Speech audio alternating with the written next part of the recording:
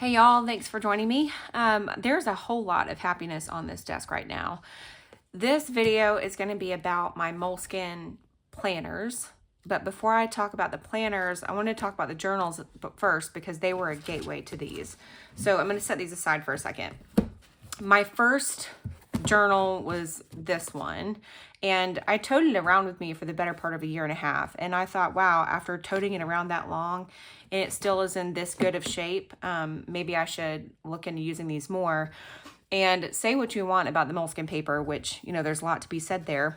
But the fact that it can withstand, you know, daily constant use and hang together this well, you know, there's something to be said about that. And I have yet to find a journal that is this size, not A5, but A5 Slim, that can handle that much use the way that the Moleskines can.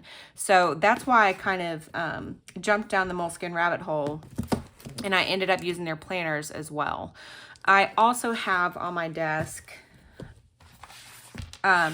my Paper Republic Grand Voyagers. You've seen this cover in a previous video, but it had this setup inside. And this cover literally just came in the mail, I don't know, an hour ago. And I have already scratched it. But this cover now is holding journal number 4 of the Moleskine journals. And they will continue to hold these because I am such a fan. So not sponsored, but Moleskine, if you want to, you know, I'm here. You know where to find me. So let's just jump into the planners now. I started using these in 2023, and I've been using it for a couple of years now. This is my brain, and I could not function without it. There are a couple of things I've learned since starting to use it. First of all, as you know, I'm a teacher, and so my school years go from July to May, and so I swap these over every, you know, June 30th is when I do the swap. So immediately when I get this, even before I start actually writing dates in it, I start setting it up. So the first thing I do, I gotta take a breath. First thing I do when I set it up is I put one of these little Target sticky pockets in it. Right now it's holding a Hobonichi stencil, and then I've also got some 3x5 note cards of my current game changer goals, core beliefs, a mind map, and then a reading list that I need to update.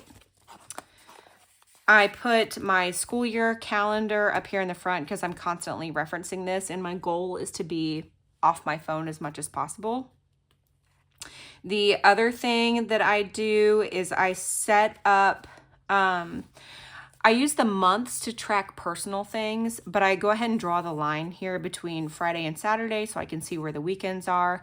I have now converted my entire life to be a Monday start. So like in my phone, on my iPad, everything is a Monday start because that just makes more sense to me. And also I'm in this book a lot.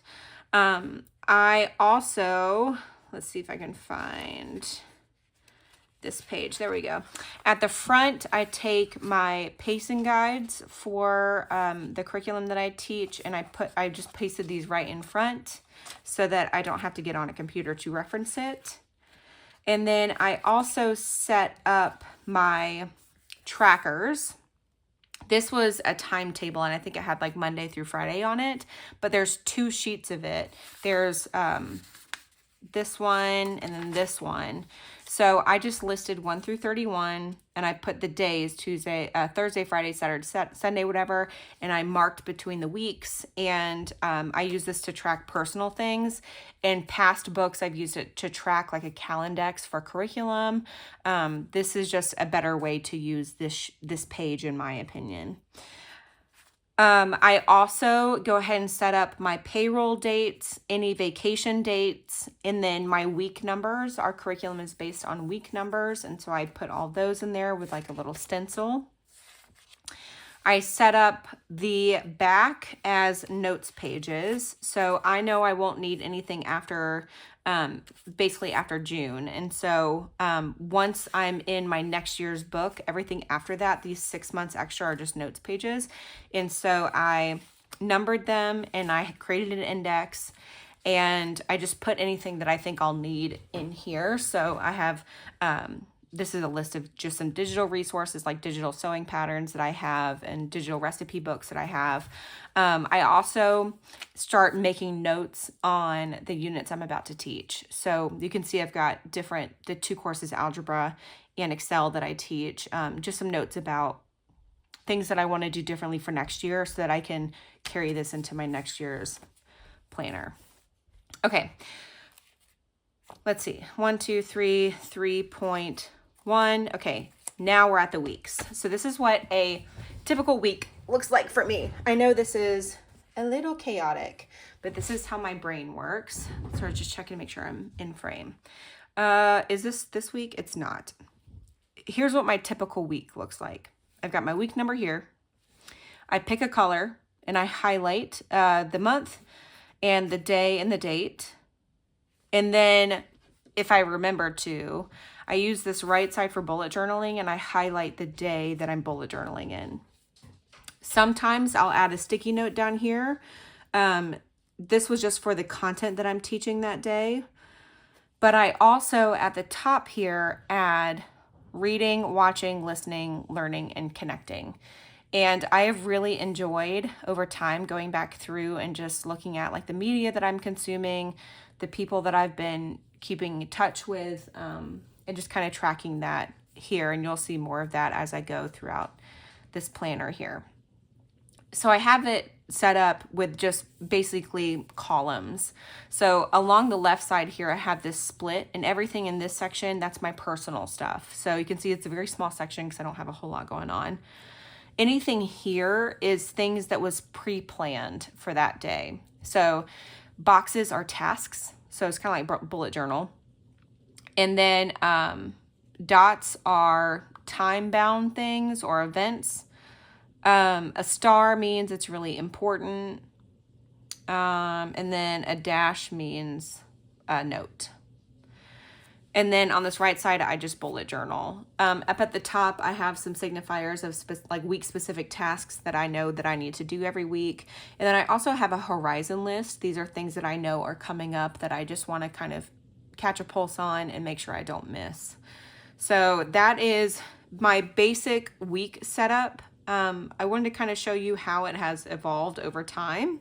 So that's this year's current journal. This is last year's. Something I was doing last year that worked really well for me was I had this set up over here. I had a lot more buckets of things that I was dealing with last year. Like I had a committee, I was doing my gifted endorsement. And so I broke up this right side. Instead of doing like day-to-day tasks, I did them according to the content or the bucket it belonged to. And I liked that a lot. Let's see here, 6. You can see here how I started tracking reading, listening, watching, and learning. At some point, I moved the content I was teaching over here instead of over here. And at this time, that's when I went to this 2-column bullet journal spread.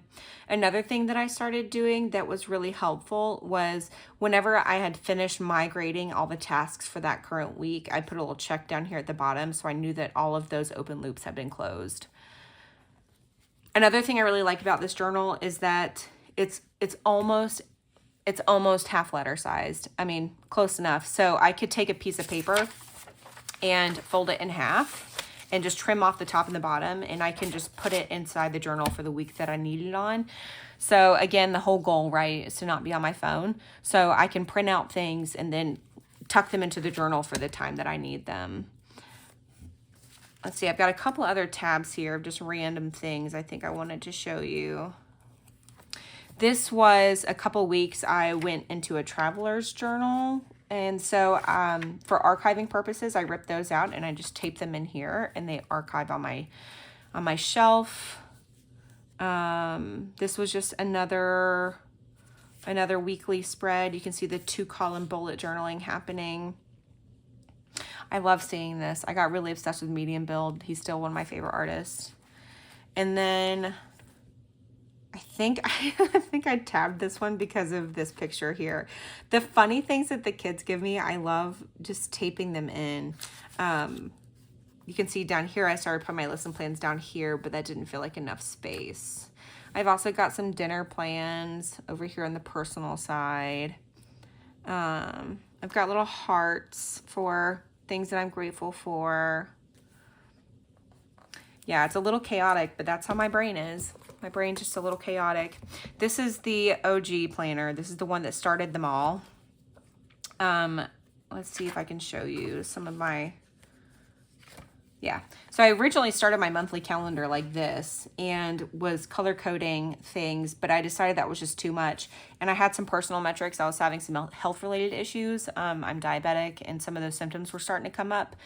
And so I transferred this personal information onto the weeklies instead. So,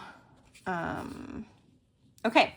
One thing I was doing on my notes pages that I wasn't using, or my month pages I wasn't using, is I was trying to do like a 1 line a day of gratitude here, which is another thing you can do in this book. And this is where it started.